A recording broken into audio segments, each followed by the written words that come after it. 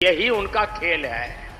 सपा कांग्रेस वाले सरकार में आए तो रामलला को फिर से टेंट में भेजेंगे और मंदिर पर बुलडोजर चलवा देंगे।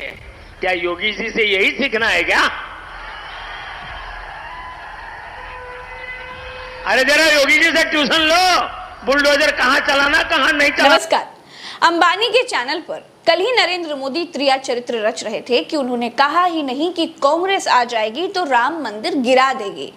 24 घंटे भी नहीं बीते, नरेंद्र मोदी बाराबंकी में आज ये कहते हुए पकड़े गए कि अगर सपा कांग्रेस आ गई तो ये लोग राम मंदिर पर बुलडोजर चला देंगे। यही उनका खेल है। सपा कांग्रेस वाले सरकार में आए तो रामलला को फिर से टेंट में भेजेंगे और मंदिर पर बुलडोजर चलवा देंगे। क्या योगी जी से यही सीखना है क्या? अरे जरा योगी जी से ट्यूशन लो, बुलडोजर कहां चलाना कहां नहीं चलाना। हमारे सुप्रीम लीडर से बड़ा झूठ बोलने वाला नेता आज तक दुनिया के इतिहास में भी पैदा नहीं हुआ।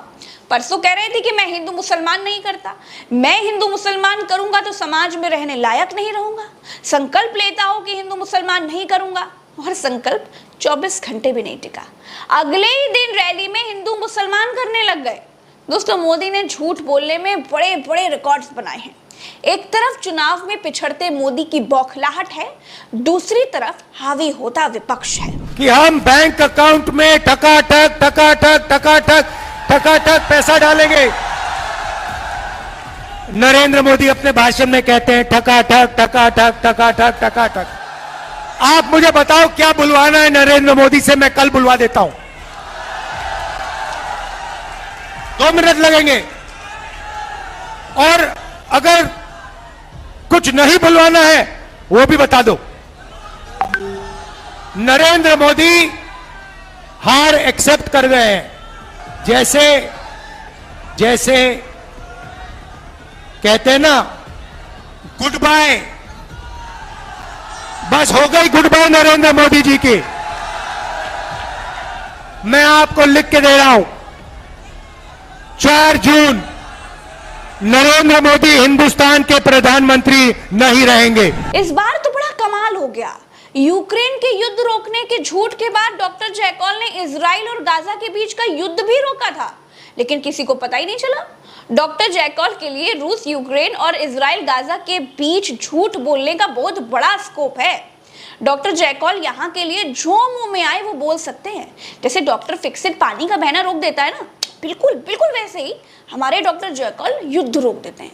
युद्ध कहीं का भी हो, बस इनके मन में एक बार आ जाए कि गुरु युद्ध रोकना है, ये रोक देते हैं। इस बार उन्होंने गाजा का युद्ध रुकवाने का दावा कर दिया है। डॉक्टर जयकॉल वैसे तो मणिपुर की लड़ाई तक नहीं रोक पाते, अरे महंगाई तक नहीं रोक पाते।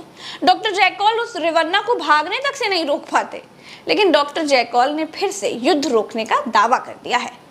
डॉक्टर जयकॉल की एक और आदत है कि डॉक्टर जयकॉल हमेशा शेखी वहीं बगाड़ते हैं जहां से भारतवासी झूठ के सबूत बरामद न कर पाए। डॉक्टर जयकॉल को यह मालूम है कि इजराइल और फिलिस्तीन से कोई पूछने थोड़ी जाएगा कि डॉक्टर जयकॉल के कहने पर युद्ध रुका भी था कि नहीं रुका था। 2 मिसाइलें चलने के बीच अगर 2 मिनट का भी अंतर होगा तो डॉक्टर जयकॉल उसे युद्ध रोकना कह सकते हैं। डॉक्टर जयकॉल की फेंकने की पूर्ववर्ती आदत के मुताबिक लोगों को यह मानने में जरा भी कठिनाई नहीं हो रही है कि फेंकने में उस्ताद डॉक्टर जयकॉल युद्ध रुकवाने की बात पर फिर से 100% फेंक ही रहे हैं। फिर बेचैन हो जाते हैं, नींद हराम हो जाती है, लेकिन फिर क्या करते हैं, जैसे बहुत बुखार चढ़ जाए ना तो वो आदमी कुछ भी बोलता है। दोस्तों, डॉक्टर जयकॉल वो आदमी हैं कि पूरे रमजान का महीना बीत गया, अपने देश के किसी मुसलमान को सहरी या फिर इफ्तार में एक खजूर तक नहीं खिला पाए। ये अपने देश के दंगाइयों को कपड़ों से पहचान लेते हैं, इनको मुसलमानों के आरक्षण से तकलीफ है।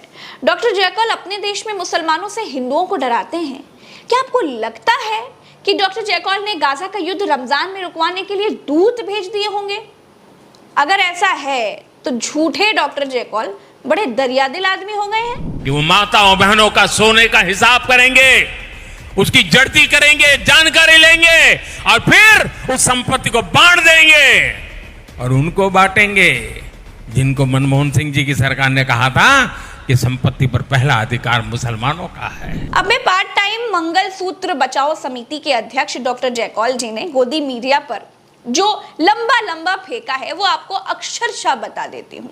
सुनिए, मोदी ने आज तक से जो बातचीत कही उसमें उन्होंने कहा, मैंने अभी गाजा में रमजान का महीना था, मैंने अपने विशेष दूत को इजराइल भेजा, मैंने उनसे कहा था कि आप इजराइल के राष्ट्रपति प्रधानमंत्री सबसे मिलिए और उन्हें समझाइए कि कम से कम रमजान में गाजा में बमबारी ना करें, और उन्होंने पालन करने का भरपूर प्रयास किया।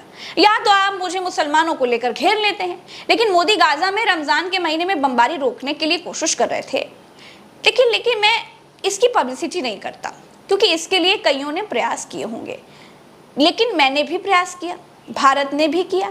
मेरा आज भी फिलिस्तीन के साथ उतना ही नाता है जितना इजराइल के साथ है। मैं भारत देश की विदेश नीति के बारे में देखिए बहुत कुछ कह नहीं सकती, सवाल नहीं उठा सकती, लेकिन इतना जरूर कह सकती हूँ कि डॉक्टर जयकौल चुनाव में बहुत बुरी तरह पिछड़ गए हैं। इसीलिए डॉक्टर साहब को अब मुस्लिम वोटों की भी जरूरत है। हालांकि डॉक्टर जयकौल साइंटिस्ट हैं, डॉक्टर जयकौल शक्तिमान से भी लड़े हैं। डॉक्टर जयकौल कभी बादलों वाले रडार, कभी नाली की गैस पर प्रयोग करते रहते हैं। डॉक्टर जयकौल फर्जी साइंटिस्ट के साथ साथ एक नंबर के बतौलेबाज हैं, एक नंबर के झूठे हैं। इसीलिए डॉक्टर जयकौल से भारत में न शक्तिमान जीत पा रहा है, न महागुरु कुछ कर पा रहे हैं। डॉक्टर जयकौल झूठ वाले अंधेरे की ताकत से सबको हरा देते हैं। डॉक्टर जयकौल को हराने के लिए 2024 में ईवीएम पुंज में देश भर के लोगों की शक्ति इकट्ठा की जा रही है। अब 4 तारीख को जब ईवीएम की शक्ति से प्रकाश पुंज निकलेगा तो भारत भूमि पर यह उम्मीद जताई जा रही है कि झूठ का अंधेरा छट जाएगा। चलते हैं, नमस्कार।